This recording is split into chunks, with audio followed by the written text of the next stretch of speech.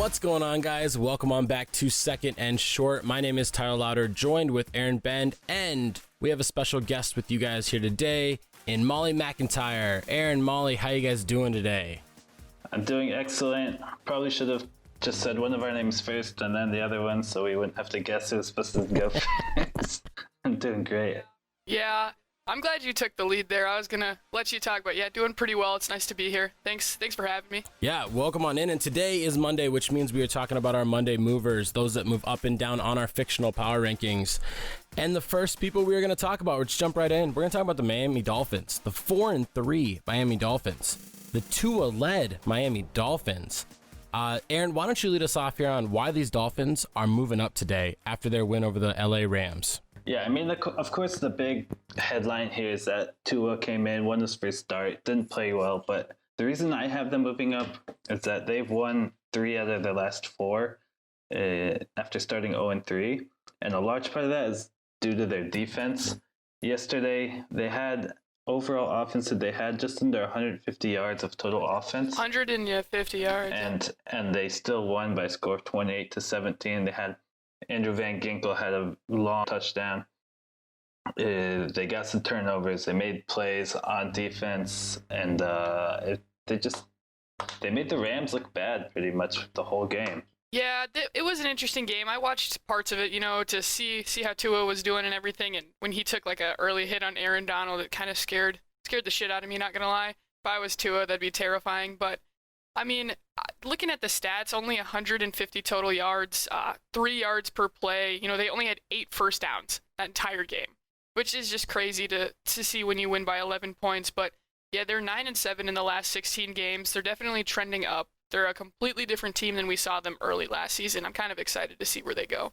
Yeah, and a lot of things almost seem to just start going down for the Rams as soon as Jalen Ramsey went out in the first quarter with the sort of illness.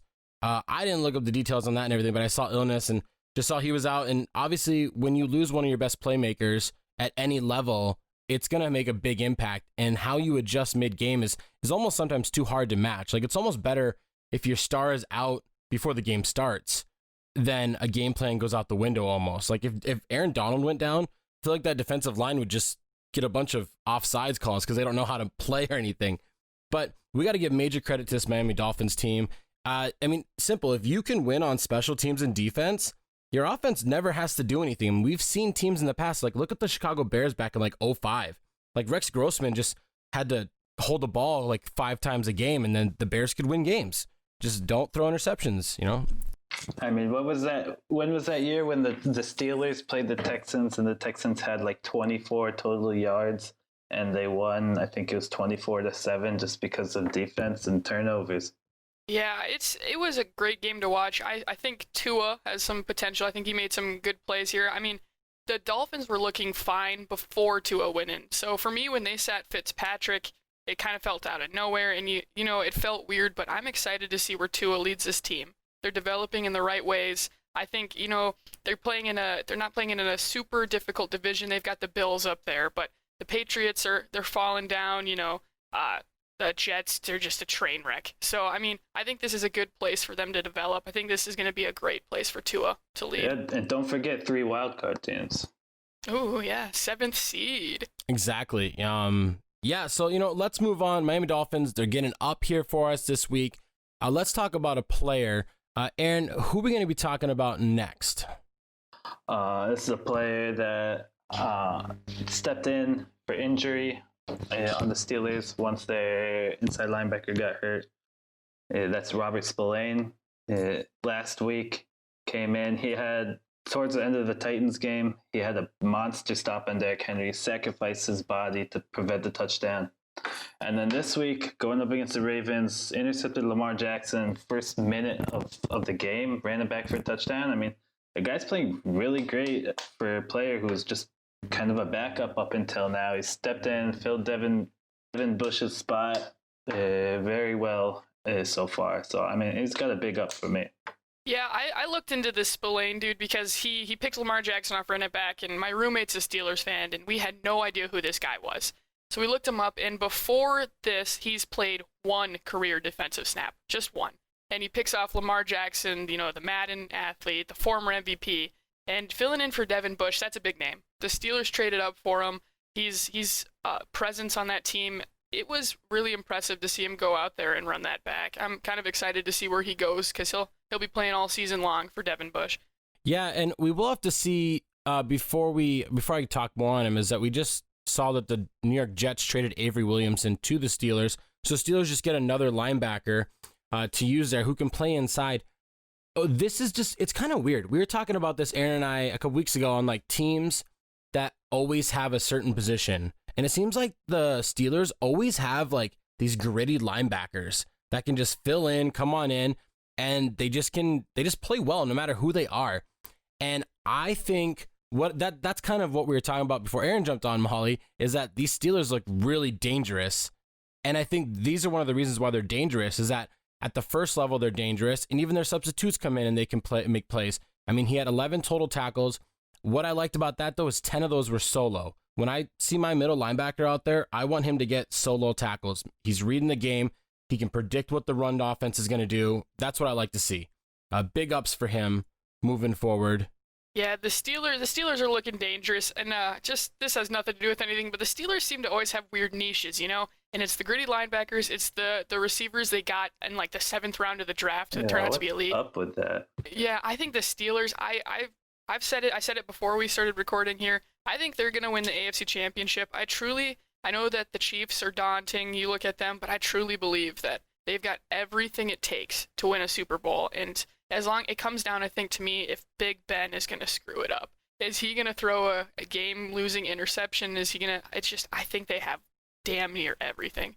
And from one AFC team to another AFC team, another player that's getting a big up for us here is old man Phillip Rivers. He came out yesterday against these Lions, and I know like when we talk about teams playing the Lions, it's kind of like they should win because they're the Lions. They're like the NFC version of the Browns. But the Lions, as of late, have been beating teams that are, supposed to be better than them. They've been outplaying some teams. But Phillip Rivers came out here today, and in the first half, looked amazing. You know me, I'm a big Phillip Rivers fan. I've had some difficulty this season because it seems like no matter what Phillip Rivers does, people are hating on him for it. But his season stats are crazy. He almost has 2,000 yards, 10 touchdowns, almost at 100 passer rating. And, he's like completing 70% of his throws. This offense is pretty good. It runs the ball well. They're able to actually protect Rivers, something that he's never had his whole career. And, yesterday he throws 3 touchdowns and 250 yards, like 123 passer rating. And it's just, I think this is a perfect fit for Rivers. I think he's playing real well. That defense is playing real well. And, as long as Phillip Rivers isn't turning the ball over, which has always been a problem for him, I think this team will go places. I really like Rivers on the Colts, which is difficult for me to say as a Chargers fan. Just a few weeks ago, we were down on Rivers because we felt he hadn't been playing up to like his legacy had shown him. He threw for 2 interceptions against the Browns a few weeks ago. But, last week, threw for 371 yards, 3 touchdowns. This week, threw for another 3 touchdowns. He's kept the interceptions to a minimum, just 1 interception over the last 2 games. It's looked like maybe it took him a few games to kind of get into the swing of things with his new team and everything, but it looks like he's ready to take the Colts and kind of take over first place from the Titans in that division. Yeah, and I think the big factor here is like throughout Phillip Rivers' career is that we've always known him to be reliant on the running backs out of the backfield catching for him. And this game, I know they've been kind of getting targets over the past, but this game kind of seemed that those running backs stepped up a little bit more. He had 9 total targets to the running backs. They had 6 catches, but Nyheim Hines had a 29-yard touchdown. And then we see Jordan Wilkins, he had a 24-yard catch. Jonathan Taylor was kind of disappointing yesterday, but the fact that Phillip Rivers can feel comfortable trusting his second and third running back just reminds me of like a Melvin Gordon, Austin Eckler type thing, and that's what we might see in the future. And I think that was a big factor there is that these running backs had speed once they got into open space against the second unit, the linebackers of Detroit, and Phillip Rivers just kind of exposed that. And this Colts team at 5-2 right now, they're looking really good. If Phillip Rivers can keep his play up like this, they're going to be fighting for that division title come the end of the year. And that is way too much positivity. Let's get negative here. This is like my favorite thing to say every week is like, let's just start shitting on some people. He thinks it's funny every week. He's just like, he thinks he's so clever every week. And I'm the only one. But how about we do this, Aaron? Like we let Molly kind of talk about like Phillip Rivers first and everything. Why don't you shit on Mike Vrabel for a second? All right. First of all, I gotta say, I love Mike Vrabel. I love what he's done with the culture in the Titans locker room. He's proven to be kind of a genius when it comes to manipulating the rule book and everything. Really, you can see Bill Belichick's influence on him. Why I have him just sliding down my power rankings this week is the defense. We lost our defensive coordinator last year in Dean Pease. Went into this offseason kind of not knowing who's going to step up and take that role. Vrabel said, we don't need a defensive coordinator. I'll kind of get them going through practice. Shane Bowen, who's a linebacker coach, will call plays during the game, and we'll figure it out. And they haven't figured it out. Defense has been awful. Last week, they could not generate any pressure against a Bengals offensive line who had 0 starters playing yesterday. Cornerbacks, I mean, our best cornerback is injured, but cornerbacks can't cover anyone. And the defense is just getting embarrassed. And then Vrabel came out in the press conference yesterday and said the fact that we don't have a defensive coordinator, that doesn't seem to be a contributing problem. Come on, Mike. You got to step it up. You got to get a coach in there, get something going, get something to spark the defense. I think you make a lot of great points here. I would agree with you that Mike Vrabel, I don't, he's trending down a little bit, but I don't see him as a bad coach. I think he's done a lot for the Titans. I mean, he's turned Ryan Tannehill from someone we thought was just a decent backup or a lower average quarterback to an above average quarterback who's having a great couple of years here. But I think he's trying to handle too much, being the head coach and the defensive coordinator. I think he needs to just kind of step back and be like, I could do it, but for the best of my team, need to step back and get better. But I think the Titans are a really good team. They got kind of embarrassed yesterday, but it happens. At least they didn't blow a 21-point lead yesterday. But I think they'll get in the right track. Them and the Colts will be battling for that division. But I do like Mike Vrabel still, but I think he needs to calm down a little bit. Yeah, and the offense is playing great right now. That's something we have to like. If the offense wasn't playing so great, this team right now could be sitting at like 2-5 or 3-4. Over their 7 games, I mean, 5 times they've allowed at least 27 points. In 6 of those 7 games, they've allowed at least 3 scores. And I think the issue I have with that is like they're allowing a lot of points to the Bengals, the Texans, the Jags, like teams that shouldn't be scoring on them. And if it wasn't for Ryan Tannehill and Derrick Henry, I think this team would be in the dumps right now, offensively at least. Like they're helping. I don't know if it's maybe they need to make another move and everything. Aaron, yesterday you sent me a message saying that Vic Beasley is ass. It was funny because when we were hyping up like free agent additions, we're like, I guess we could talk about Vic Beasley. I don't know, should we? And it's almost valid that we shouldn't have said anything about him at all. And I don't know, this Titans team has just gotta toughen up a little bit on the defensive side. Tighten up. Yeah, I mean, tighten up, exactly. Now let's move on and let's talk about Lamar Jackson. We've already kind of led into him earlier about Spillane and that pick 6 he had early in the game. There was a couple things that were wrong with this game yesterday from Lamar. I don't want to be, that's not mean or anything, but he almost felt arrogant. Some of the pocket, like some of the windows he tried throwing in, put his receivers in dangerous positions, especially that last throw. I thought that should have been pass interference because the linebacker behind didn't clearly just took his legs out, but whatever. But still, he took too many risks on those. Some of his runs just it was too risky. And a game against the Steelers, you have to almost, at this point, play perfect, it seems. But why are we down on Lamar Jackson right now outside of what I said? Aaron. Well, if I'm just, first of all, looking over at the season as a whole, it seems like teams have kind of figured him out a bit more, which is kind of expected after his standout last season. But yesterday, he threw for less than 50% completion. We always knew he wasn't an amazing passer, but the Steelers got 2 interceptions on him. He fumbled the ball 3 times, lost 2 of them. So that's four turnovers that he caused just by himself. And against the Steelers team with that, like we said, that just disgusting defense. You got to do a lot better than that if you want to be considered the top contending team in the AFC. I said this a lot last year when Lamar Jackson was having his MVP season, and it's, he had a great season, but I don't think Lamar Jackson is all that smart. I think he is outworldly athletic. I think, his legs, it's amazing what he can do with them. He doesn't have a great throw. His deep ball is not great, but I just think what separates him from like Patrick Mahomes is just the mental game. I think he makes a lot of dumb mistakes. He always kind of puts his team in rough positions. I think if he can clean up a lot of the mental stuff, he would be amazing. He could win a Super Bowl with the Ravens with that team. But he just does some stuff where it's like, he looks at his first, he doesn't go through all his progressions. He looks at his first receiver, it's not there. He's running, taking a hit. He's not throwing the ball away. He's throwing it in terrible positions. I just don't think he has the 100% brain ability, and that's not, I think he is amazingly athletic. I cannot say that enough, but I think he needs to just work on the mental game and get himself in a better position there. Yeah, all over the internet right now is talking about why can't the Ravens like hold strong in big games type thing. But when I look deeper into this and everything, like they're 5-2 right now with Lamar as quarterback, but they haven't beat quality opponents. They beat the Eagles, they beat the Bengals, they beat the football team, and they beat the Texans.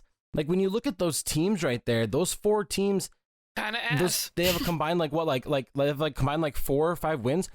Yeah, they beat the Browns in week 1, but Aaron, you and I have been talking all year about how with the preseason pretty much being canceled and no real off-season training and preparation, that week 1 is almost a wash of who you really are as a team, and we'll see more as you go on. And this kind of looks scary, man. I mean, they have the Colts next week on the road. They have to go to Foxborough, and regardless of how New England is playing at the point, playing November football in Foxborough is difficult.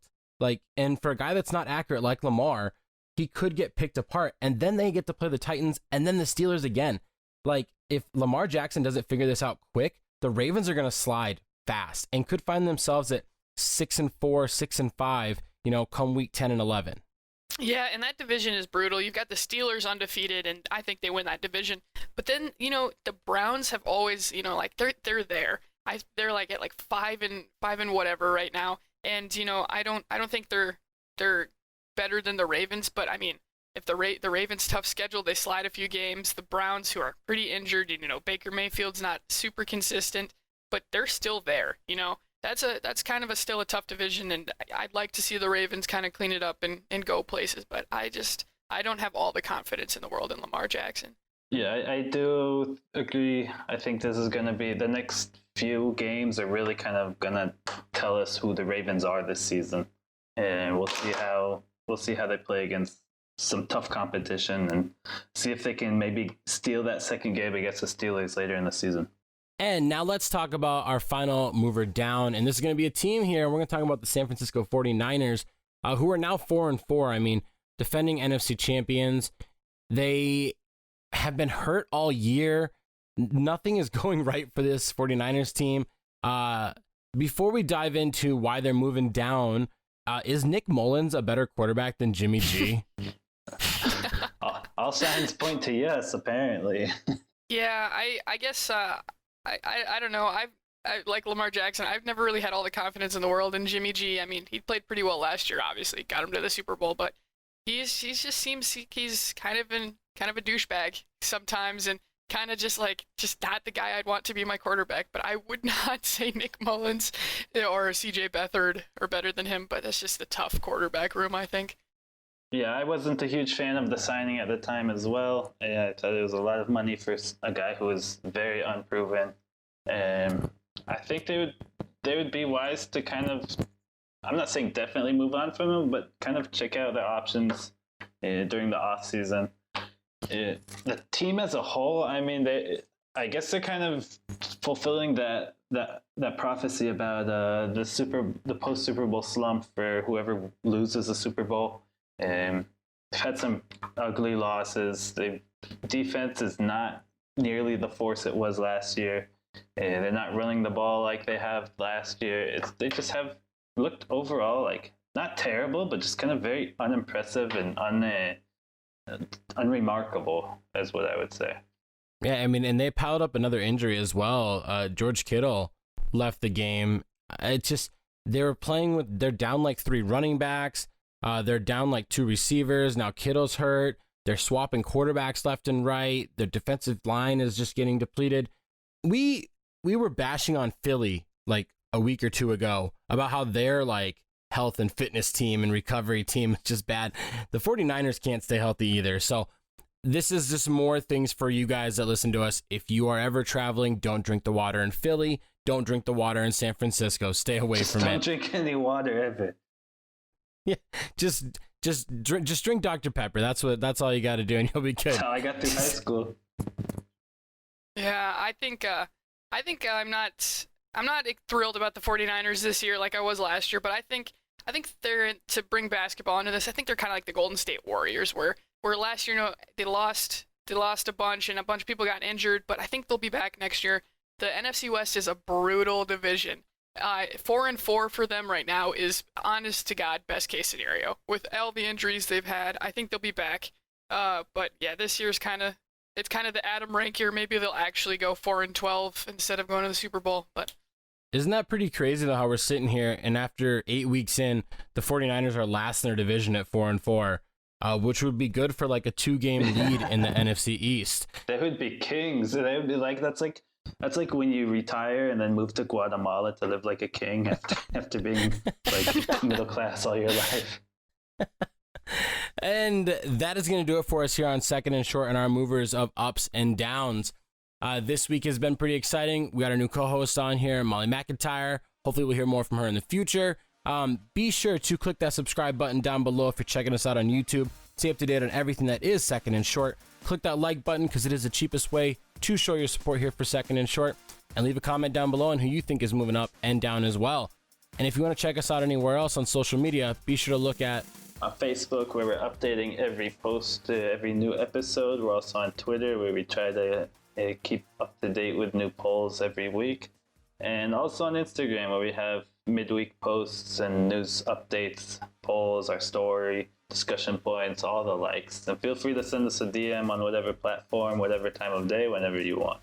Thanks for listening. And Molly, thanks for joining us. yeah, thanks for having me. Thanks, guys. Have a good one.